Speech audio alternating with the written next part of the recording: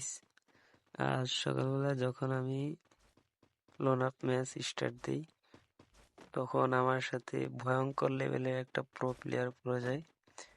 দেখেন, আমি তার পিছু পিছু দৌড়াইতেছি, তারপরও সে আমাকে দেখতেছে না, আমায় আমাকে দেখে নাই। বিশ্বের 1 নম্বর স্নাইপার কিং, দেখেন ভাই, আমাকে মারার চেষ্টা করতেছে। বিটুকে ভাই কি খেলা শিখেছিল, এই সেই স্নাইপার কিং। দেখে নিন ভাই, আজকে দেখে নিন। আমি তো ভাই হাসতে হাসতে শেষ। ভাই দেখেন ভাই, কিভাবে মারার চেষ্টা করতেছে।